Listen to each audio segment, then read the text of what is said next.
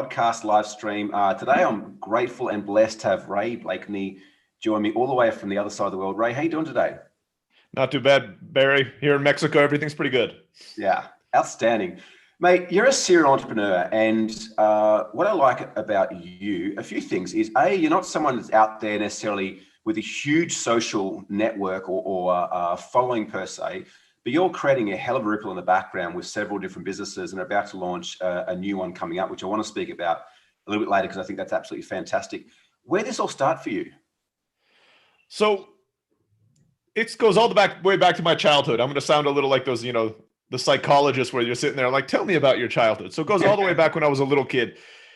We used to do in the US and in Turkey where I grew up, we used to do something called bake sales, right? So your parents would buy cakes and little stuff. I'm not sure if they do it over in Australia. And you would sell it at lunch, so you'd make money for a field trip for the school. At those bake sales, I'd be the kid who would sell the most by far. I mean, people in my class would give me their cakes and their baked goods to sell for them, right? So while that was happening, everybody would come up to me, is like, Ray, one day you're going to own a business. I didn't believe them. It wasn't even like, it didn't even register on my radar. I also liked computers. So I eventually became a computer programmer, went to college, worked in Silicon Valley, started doing computers. It wasn't until my late 20s where kind of in the back of my head, it was always there, right? Saying, you should try something. You should try something. At that time, I met my wife and the spark went off. My wife was a teacher. I'm like, let's do a business. Let's start a school. And that's what got me into entrepreneurship. And I've loved it ever since. It's been about 14 years since I've started. Started brick and mortar, moved online, and I've never counted, multiple businesses. A lot of them failed, but at least 4 or 5 of them have worked for me. Outstanding. And look, welcome if you're joining us live on many of the platforms today, or even watching the replay. I highly recommend, make sure you tap the love or the like button, let us know that you're there. And throughout this, my team is monitoring all the chats across different platforms. So please feel free to put in any questions, any comments you've got, and I'll make sure they get back to myself and Ray here as well. So Ray, what was the one of the first businesses, teaching business? Is that the one that you still have now, Live Lingo, or has it kind of emerged and grown into something else? Yeah, actually, LiveLink was started because of that business, but we sold it off. Essentially, they were part of the same thing, but LiveLink became much more successful financially and took a lot less time than the first business. The first business we launched back in the day was a brick and mortar business because even though I'm a computer engineer, it didn't even occur to me to launch an online business. We did a brick and mortar business. So we started a Spanish school in Mexico. We rented out a building. So we had overhead costs. We hired teachers. My wife was the first teacher. I was the administrator, and foreigners would come to Mexico. We'd put them with Mexican families. They'd study Spanish with us during the day, and they'd live with the Mexican families at night. We would do tours, take them out to have tacos, all the rest of it. It was a ton of work. In the summers, I'd work 90 days without a single day off. That was our first business. Our online Skype lessons came out of that because of the Mexican swine flu. Suddenly everybody stopped coming. Yeah. So everybody stopped coming to our school and we needed to make money. So let's offer classes via Skype. This is back in 2008. Nobody was doing it. We first reached out to our old students who had studied with us just to say, hey, you guys just want to keep taking classes back in the US, Australia, Europe. And then I threw up this really awful website. I mean, it was an ugly looking thing. And I just threw it up there. It was called Spanish-lessons-online.com or something like that. And I'm like, if we got 1 or 2 students, that's great. To our surprise, 6 months down the road, we were getting we had more Spanish students from that website than we actually had coming to our school, even though our school was fully booked again and all the rest of it. That's when LiveLingual was born. We didn't call it that back in the day. But it took us about 2 years to decide to sell our school. Eventually, we had 3 different branches of the school around Mexico. We sold it, and then we dedicated ourselves 100% to this online business, which became LiveLink. Which is still very much the vehicle that's providing you the lifestyle you're living now, right? You've obviously have other ventures and have had other ventures, but that's still very consistent in terms of cash flow. It's what gives us the freedom to do these other ventures. LiveLink was gotten to the point where, in theory, I could work about an hour a day to run it. My job is actually to promote and grow LiveLingua. It's not to run LiveLingua, right? Because I enjoy that part. So I haven't hired anybody to do additional marketing and all the rest of it. That's the part I enjoy. But the day-to-day operations, my wife and I, before we had our child a few months ago, we would travel 3 months out of the year. I checked emails in the morning, but people would take care of it. So LiveLingua does that. And it reached 7 figures around 3 or 4 years ago. And it's been consistently up there ever since. Outstanding. I want to come back to that in a second, the thing you mentioned there about freedom. Before I do though, What I love about that, and why I guess this is super relevant right now, is that, for many people, we're coming at the backside of this COVID-19 pandemic. Now, you guys had a Spanish school, physical locations, because of the Mexican swine flu. People weren't coming anymore. There wasn't necessarily the restrictions back then that there has been placed upon us now, but people weren't coming because of the Mexican swine flu. And you guys took it online, which, as you mentioned, wasn't your first point of call, even though you had that programming background, right? You then took it online. Now this business is continuing still today, hit 7 figures a few years ago. It could require less than an hour of your time a day, all from that innovation back then, when possibly many people shut down. Many businesses shut down. And we've had a few conversations. It wasn't sort of what this series is about at all, is COVID-19, but it is still relevant for many people, and many people have lost their businesses. Many people are still struggling from the effects of that as well. Do you believe that regardless of what business you are in, and regardless of environmental factors, you still have the opportunity to succeed? 100%.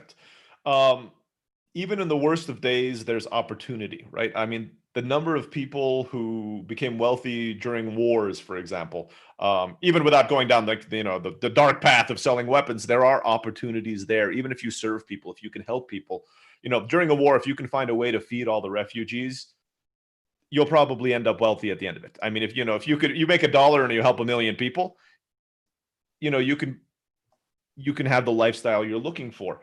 So there are opportunities in all these downsides. For example, an example that I'm building right now, I bought a website called howmuchtoiletpaper.com about 3 weeks ago.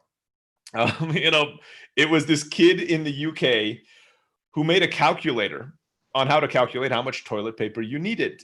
And it went viral. I mean, it had like 15 million visitors the first month it was there.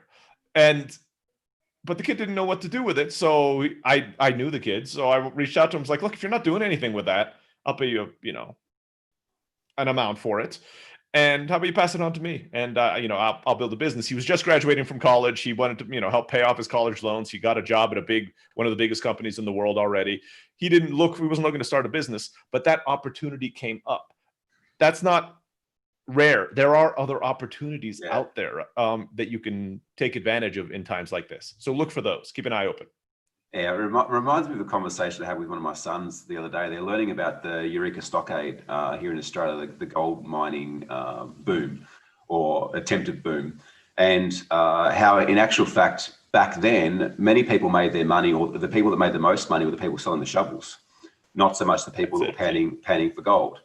And yeah, I think this is why, I just constantly preach so much the importance of mindset, and also being connected with our heart and our intuition, because I think that's where the real opportunity is. The opportunity is not outside of us. The opportunity first exists within inside of us, and our ability to kind of filter and see something that others can't see. That's exactly. Look for I love the way you're talking about it, because the problem with pandemics or any kind of crisis in the world is that people kind of pull away, and they kind of look internal, and they're scared. So when you're scared, you're not looking for opportunities that are around you. Opportunities for business, opportunities for life. I mean, you're just not looking for it. If you can make that mind shift and switch from the mind shift to fear of let me not do anything because everything's going wrong and I'm scared, to, hey, things are bad, but there are things out there that are good. Let me look for them. Let me, interact with them. Something good can come of that at any time of your life. And then that's a great lesson to have even when things are going well. Keep it up. I mean, do it whether things are going well or things are going badly. Yeah. We went through a period of time where I noticed that bringing on board new clients become more challenging than normal. Conversion rates started to change. Our marketing was working better than ever. We were getting leads for, 30 to 70% less on some campaigns than what they usually were. They were flooding in. But yet when it came to asking for the sale, people were there were uncertainty. We didn't know what to go through. And, the conversation was do you think that you're better with us or better without us? And it's well, probably better with us, but you guys don't know either. And it's we're not sitting here preaching or claiming that we know what's on the side. But what we do know is we can help you grow in any environment. And we proved that in the businesses that we're involved in, the businesses that let us do it. And you're a perfect example of that as well. Going through that and choosing to just go with the flow of what was available and the opportunity was there, has seen now, like some years later, your life still being impacted by how you showed up back then in a positive way. Agreed. I mean, if all goes well, 5 years down the road, I'll have the #1 toilet paper site in the United States because of the opportunities that came up from this. You never know. And so take these opportunities. I know a lot of the big entrepreneurs out there says, right, you're successful. They say, you're successful when you say no to everything, right? I'm paraphrasing, but I've heard that, Warren Buffett says that. Might be true at Warren Buffett level, but at least at my level, what I found is that I become more successful when I say yes. Not that I say yes to everything, but I say yes to a lot of things. Not all of it works, but at least I learn something new. I might make a new relationship. Just say yes. Be open to saying yes to new opportunities as they come along, instead of saying no to everything. Yeah, and I think what you shared too, there is such a fine line there too, because let's be honest, like you would have met as well. Like I meet so many entrepreneurs. It's like, oh, what do you do? And they're like, I've got 5 businesses, and straight away you're like, okay, well, how successful are you? Because they're having to spread their time. Now, this is where Brad Sugars talks about in his book, Billionaire in Training, around getting one business to a level where that business is consistent, there's good cash flow, it doesn't rely on you, and then using that as a foundation to divest or to invest into other ventures and avenues, because you've gone through the discipline and the consistency required to get a business to that stage where it can work simultaneously or without you being involved in it.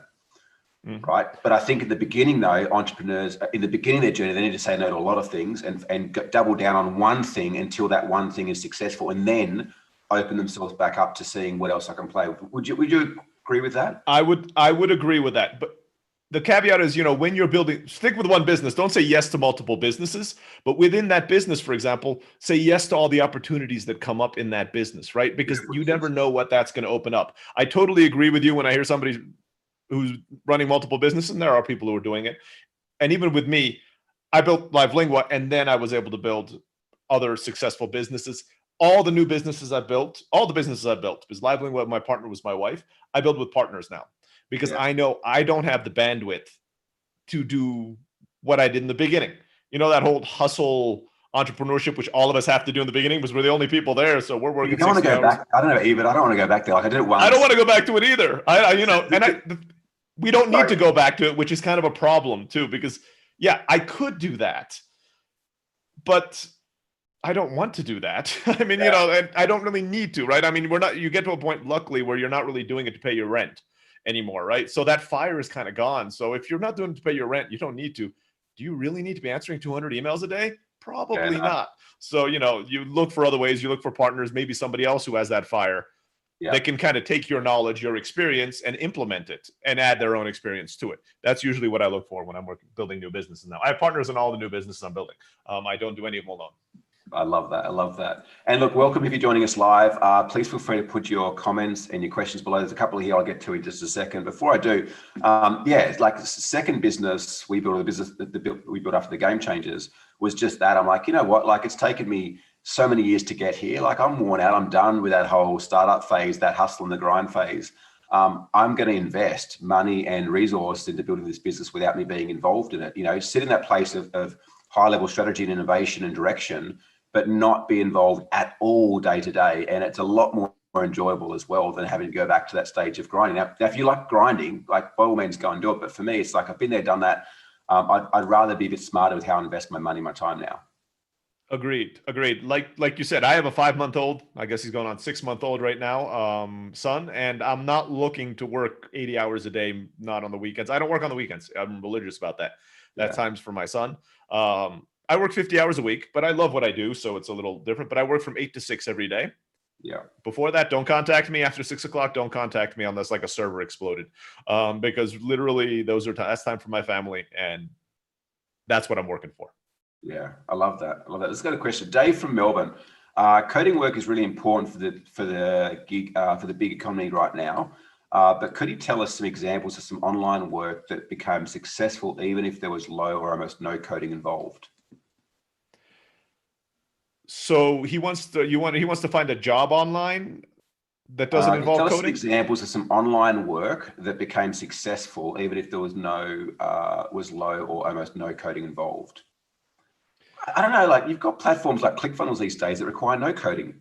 Well, that's exactly, there's a lot of things you can do online. For example, WordPress. If you want to put up a website, all you need to know is take a 45-minute tutorial, on WordPress and install it. Most servers, when you pay for them, go on Bluehost, go on SiteGround. WordPress gets installed with a few clicks. You go to a successful Australian company like, themeforest.com, and you buy a theme for $40 and you throw that up on there. It's just a few clicks. You have the website up and you're done. You don't need coding in order to do that. That's if you want to launch your own business. Like you said, there's ClickFunnels out there. You want to sell courses. I'm actually giving a talk tomorrow at a Mexican university in five businesses you can start online without actually using any money. You can start a drop shipping store. Take a course on Udemy for $10. Start drop shipping. Amazon FBA, you need no coding at all. If you want to start your own Amazon FBA, you do need a little bit of resources to kind of get the first 100 of your products into Amazon, but you need no coding. If he means on the other side, which is the jobs, there's tons of jobs online that don't require coding as well. Learn online marketing. Specialize. Don't do everything, because anybody who comes to me and tells me, I know search engine optimization, Facebook ads, Google, and Quora, I'm like, yeah, no, you don't. Really, every single one of those is a full-time job, and there's no way you know all of them. But specialize in, learn Google AdWords real well. Learn search engine optimization real well. Those are online jobs that are very much in demand. I know that, I have friends who are business owners that just can't find people to do it because all the good ones, all the good Facebook ad managers are fully booked. They have more clients than they know what to do with. The caveat here is be good at it. Don't just take a 30-minute course and start offering your services, because you're not going to keep clients and you're going to have a really bad reputation. But there's plenty of work out there. Niche specific. I love that. I want to circle back. So you mentioned before, Live Lingo, 7-figure company, still growing, and you could run it for less than an hour a day. Let's talk about the journey to get it there, because this is kind of, I guess, the dream for many entrepreneurs is to be in a position where their business can run without them, and not because they don't enjoy what they're doing, but as I'm sure you'll agree, it's like to have your first business to a stage where it doesn't require you. Like, it opens up so many opportunities.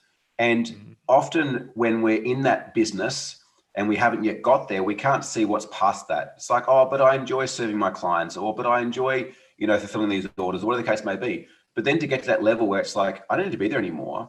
I don't know about you, but for me, it was like the Matrix. My whole world opened up and opportunities started coming in that were at a different level, a different game, and were far more fulfilling, which also meant that I could serve a hell of a lot more people than I was previously serving just with that business as it was. And that business itself grew because I had more time to think outside the box. So that's it. The biggest obstacle to do that is your ego. Because every entrepreneur gets to this point where let's say the business is successful. You're making, selling $100,000 a year of something, right? That's, by most measures, that's a very successful business. You might not be a millionaire, but most people don't even get to that level. You get to a point, and I know I was there, even if you don't enjoy what you're doing, you have this belief that nobody can do X as well as me. Nobody can answer these emails as well as me. Nobody can serve the clients as well as me. Nobody can pack these boxes and drive to the post office as well as me. Whatever your business model is, right? You live in this myth and you build your own persona around this, right? You tell your friends, like, I do all this stuff, and that becomes who you are. But that also, and that's what got you to where you were, that hustle. I'm doing everything and I do it well. It takes a lot to break down that ego and say, wait a minute. There are, 8 billion people on this planet. I'm probably not the best out of all 8 billion people on this planet at answering emails. There's probably at least one person out there who's probably better at this than I am. But you have to give up a little bit of yourself in order to accept that, right? You have to go out there and say, okay, you have to admit there's somebody better than me. Nobody likes to admit that. And then you go and hire somebody and they're better than you. Like, okay, that's not so bad. Giving up the second part's usually a little bit easier, right? So the second thing, let's say, nobody codes as well as me. You hire a programmer, like, that guy does code better than me. And then it slowly, it's a transition. At least for me, it was. It wasn't like one day I did it and suddenly, woo, I'm free and I feel okay about it. My own personality of who I was, I had to give it up and build somebody else. And I'm not the person who does everything anymore. I'm the person who, has the vision, make sure everybody's kind of moving. I'm the captain of the ship. I'm not the mechanic of the ship anymore. And me as a trained engineer, it was a big struggle because I like being the mechanic of the ship and, I also now like being the captain, but it took me a while to get used to that. What was the role that you got stuck in delegating? Answering emails. I was the secretary. I remember I would spend 8 to 10 hours a day answering emails. Yeah.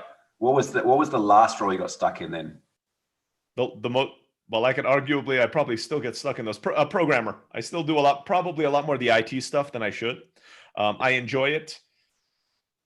I still need to be hands-on with the programmers. We have 3 programmers on staff, but most of my C-level, the people who are like managers, they're not IT. So, they can have a vision, but kind of translating that into tech talk is sometimes a little bit of work.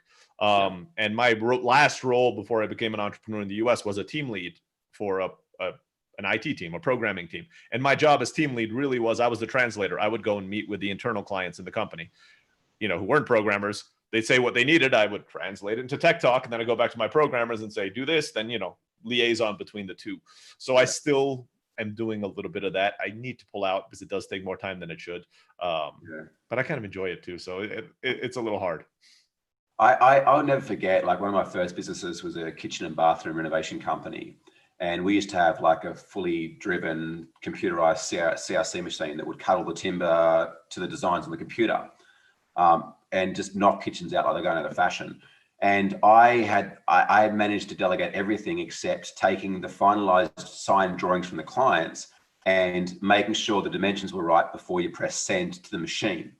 Now, the funny thing was at the time, I believed that I couldn't find anyone to do it for me. Yet at the same time, I also knew that my local competitors, the business owner was not doing that role. The business owner in some of them wasn't even there.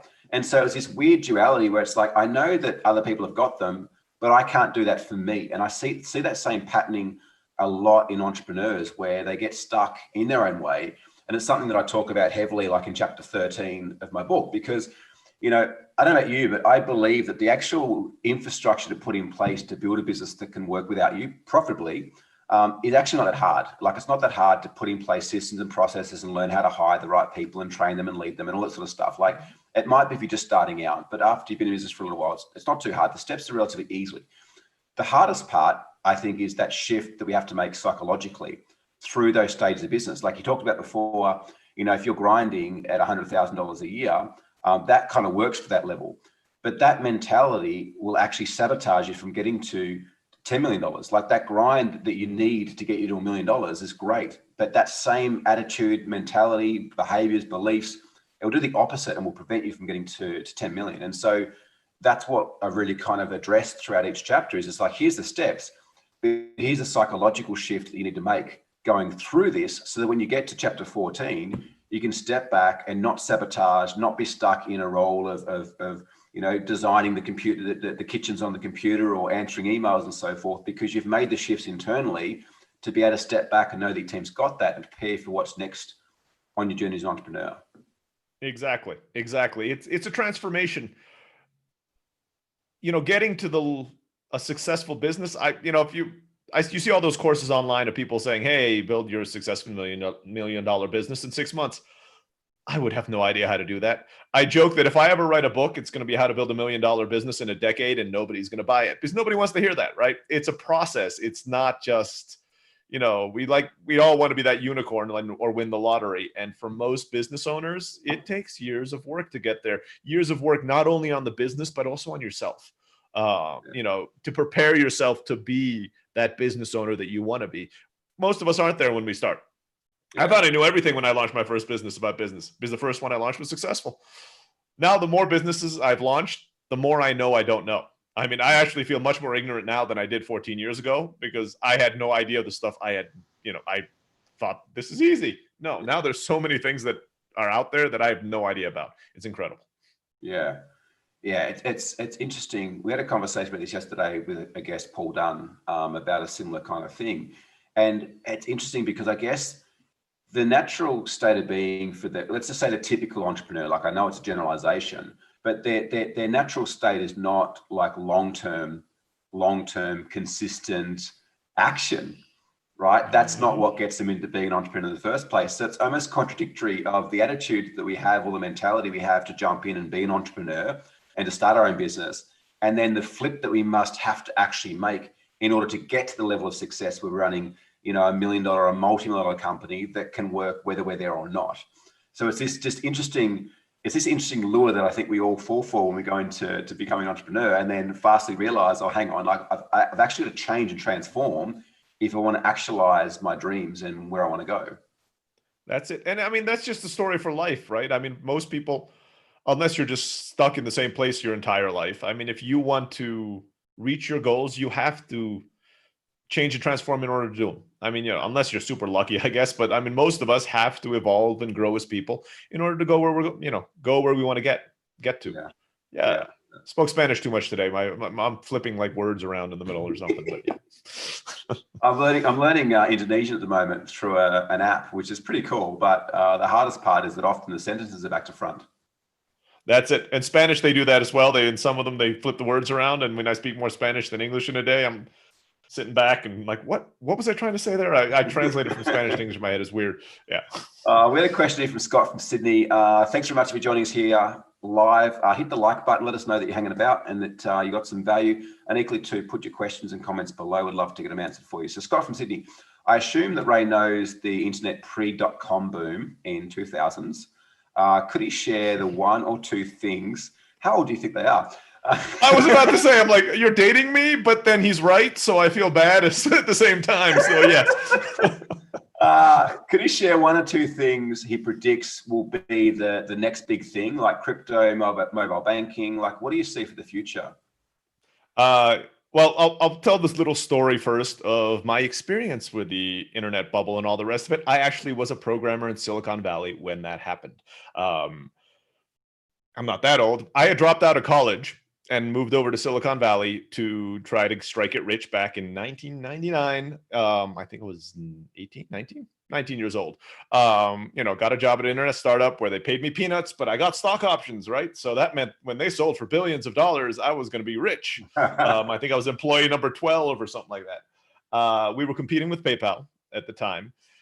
I was employee number 12. We went up to employee number 50, showed up on CNN as an up and coming business. And 3 months later, they ran out of money and I went back and finished college. So yes, I did definitely experience the tech bubble and the burst, because the tech burst is the reason why I wasn't retired at 20 years old. You know, that didn't quite work out for me. As far as I know. I was like, come on, 2 more years, and hopefully, this, you know, we would have gone public, and I would have been rich. But no, unfortunately, that didn't work out for me. Predicting the future, I'm actually going to cop out and say I'm not really good at predicting the future. All of my businesses, I find that there are 2 types of entrepreneurs.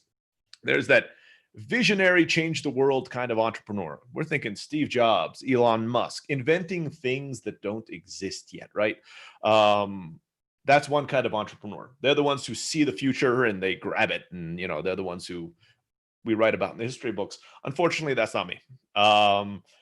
I'm the kind of entrepreneur who sees a need and I fill it, which is a very different kind of entrepreneurship, right? It's the one that's, you need somebody to fix your roof and nobody's fixing your roof. You look around your town and nobody's fixing roofs or nobody's doing a good job at it. So you build a roof fixing business. That's how all of my businesses have started. I mean, you know, I see a need, nobody's doing it. One of the businesses we're going to talk about, which is like to help get people get on podcasts. I tried to do that and there's nothing. So I'm like, well, I could just throw my hands up in the air and say, well, that doesn't exist. Or I'm like, well, I just build it. You know, if I need it, somebody else probably does. Worst case scenario, I'm going to be using it because I need it. So unfortunately, predicting the future, I have no idea.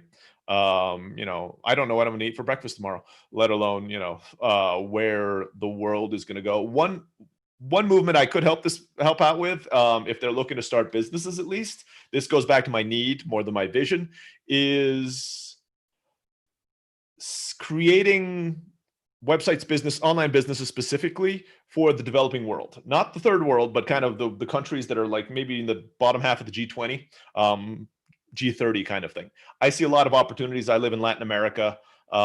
Specifically Latin America, I see a ton of opportunities. I see them, they're about 10 or 15 years behind technologically, you know, Australia, United States, and the rest of it. But that means anything that worked 15 years ago in the United States, just build it and do it in Spanish and sell it in Mexico, sell it in Colombia, sell it, you know, in the rest of the world. So, you know, something that's popular in Australia, just do some a little bit of culture shift and sell it there. And there are $1 million opportunities here. Credit cards are becoming more prevalent. People are getting much more comfortable buying online. In fact, we were talking about opportunities here in the COVID era. That's one of them.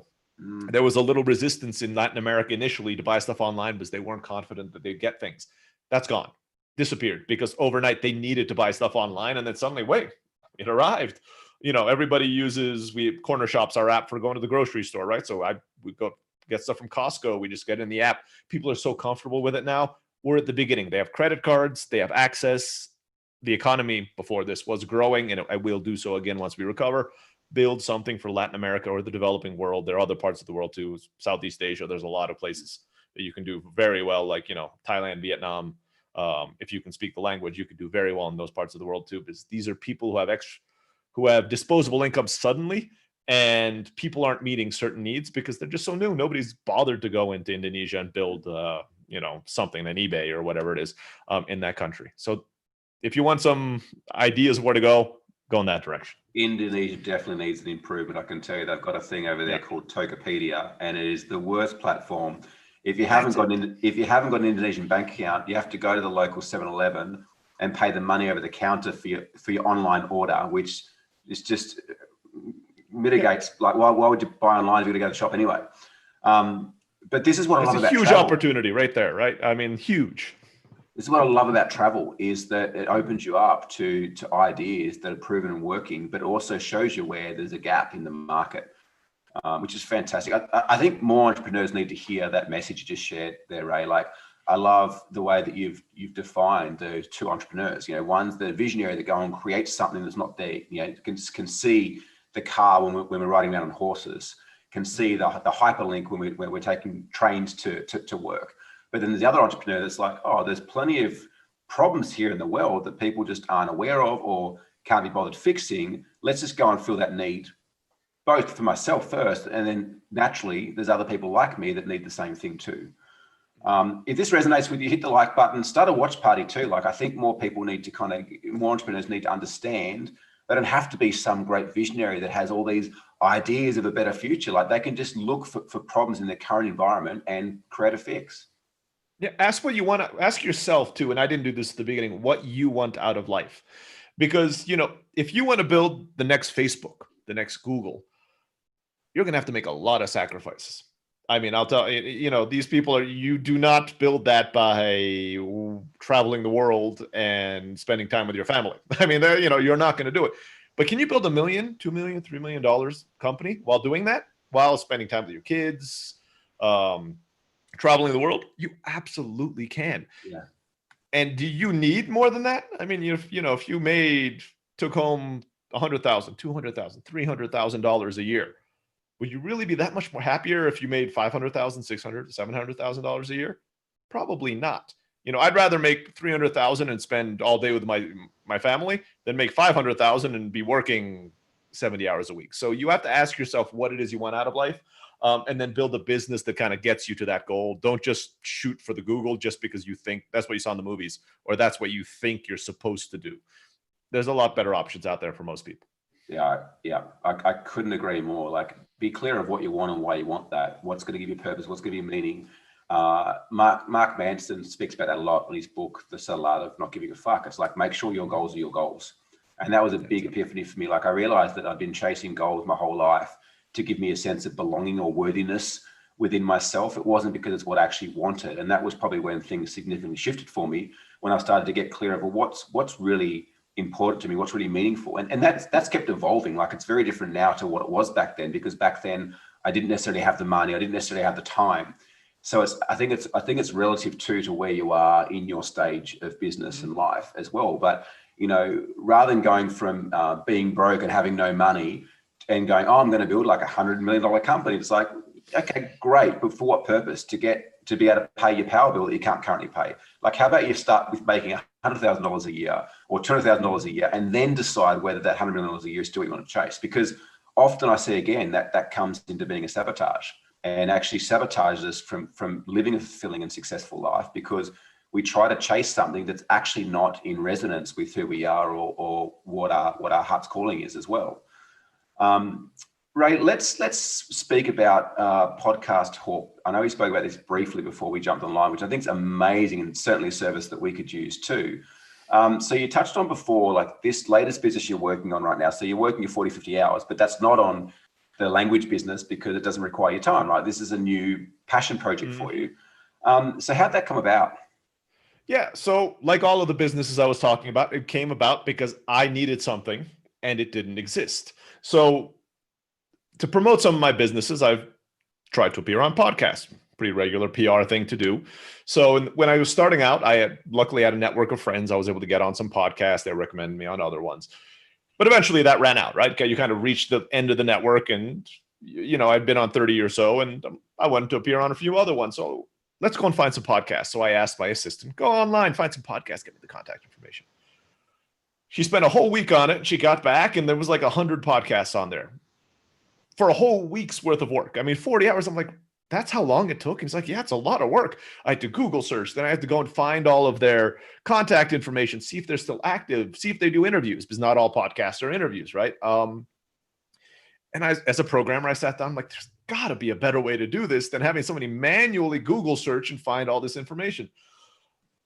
We know all the podcasts that exist. You just for the most part, go to iTunes, unless it's like Joe Rogan, who's got like Spotify exclusives. Most people have their podcasts on iTunes. And they have a directory with 1.1 million podcasts. Of course, the practicality of going through 1.1 million podcasts and finding all their contact information, what they're about, whether they do interviews, is not very practical for most people.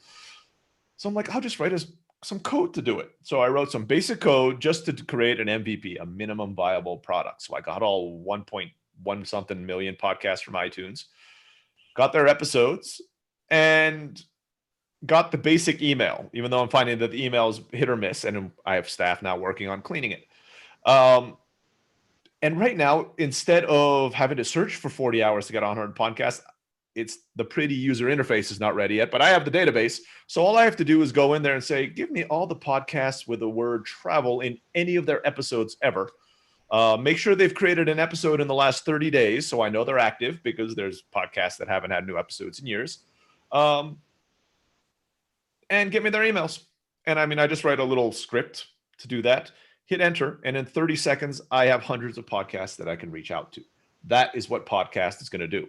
Podcast Hawk is going to do for everybody else. It won't even be 30 seconds once I optimize the database. It'll be like milliseconds. You can go in there, you can type in whatever you're looking for, financial podcasts, all the rest of it. It'll tell you whether they're interviews, they're still active, give you all their contact information. It'll give you their ratings. You can see how many, episodes they have, because you don't want to get on a podcast that only has 2 episodes, right? You want to say, I want at least 30 episodes, 50 episodes. So they've been around for a year. So it'll really help you fine tune, and it'll just give you this information. You download it. You'll have the title, the description of the podcast when you're reaching out to them. So you'll know, okay, this podcast and the host name. So, hey, it's Barry's podcast. I know he talks about, business and freedom and, game changing. And so you can actually personalize your outreach to them instead of just sending that generic, hey, I was, like all of us have gotten, right? I was searching Google and I just stumbled across your podcast, right? I mean, that kind of generic template we've all gotten 1,000 times. You can personalize all of it, and it will save you hundreds, if not thousands of hours, and give you free publicity as a return. You get on the right podcast, that can change your business. Yeah, podcast. Yeah, we were both we both guest speakers at We Are Podcast event here a month or so ago, now 6 weeks ago. I still think that podcast is very much early adoption phase, and the consumption rate is going up more and more month on month. Huge opportunity for you too, who again has just found a problem in the marketplace for your own, and is now working on fixing that. So if people want to find out about that, podcasthawk.com. I'll get Rafa to put a link below in the chat so you guys can see that. Also to check out Ray's other business, livelingo.com. If you want to learn a language as well, I'll put that in the post as well. And then also too, we'll put a link for you to get a pre-release copy of my book, The Path to Freedom. So the 9 steps to create a profitable, purpose-driven business that works without you, as I spoke about before. I really want to help to eradicate entrepreneurial poverty. I think there's never been a better time than now for people to be in their own business, and especially after what we've been through, to kind of take a bit more control into their own hands of their future, their family's future, their family's financial future as well, and equally too, quality of life, being able to have weekends off and being able to knock off work early and take your kids to school and things like that. But in order to do that, you need to get business to a stage where it doesn't need you to be there every day to do that. And this book will certainly provide that for many, many entrepreneurs that get it. It's the last 18 years of my life as an entrepreneur and working with thousands of business owners around the world to help them to achieve those same kind of results. So I'd be blessed if you wanted to get a copy, and maybe not for you, maybe as a gift for somebody else who you think needs to work less and maybe make a little bit more as well. Ray, I'd like to always finish on this question, and that is that if you had a conversation with a 10-year-old version of you, what advice would you give him? Focus. Especially as a kid and even in my adult life, I used to bounce around a lot. Even in the beginning when I was starting with my businesses, like we were talking about, saying yes, saying no, we kind of touched on the subject. My business and the success in life, not only in business, all of them have come when I kind of focused on something and worked specifically at that and didn't get distracted. I was really bad at it as a kid. I spent way too much time playing computer games. So if I had focused a little bit more, I think I could get where I am now a lot more quickly and hopefully past it much more quickly. So I would tell my 10-year-old self, learn how to focus. The whole marshmallow test that they always talk about in the psychology? Yeah, practice. I would tell my 10-year-old self, practice that because you're really bad at it right now. Don't eat the marshmallow. Wait 2 minutes and you'll get 2 marshmallows. So I think that would be the most useful advice. I don't know if my 10-year-old self would listen, but if they did, that would be really useful. It's funny you bring that up. The immediate memory that I had flashed to my mind is when I was younger, I used to be quite charming.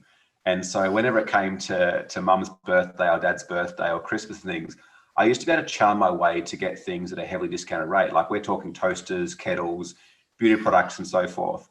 And I'll never forget one year I bought my mum for her birthday a box of those rose chocolates. I'm not sure if you've seen them before, all different flavors and shapes and sizes. Anyway, I had them under my bed. And one night I was like, I reckon I could just open them up and have one.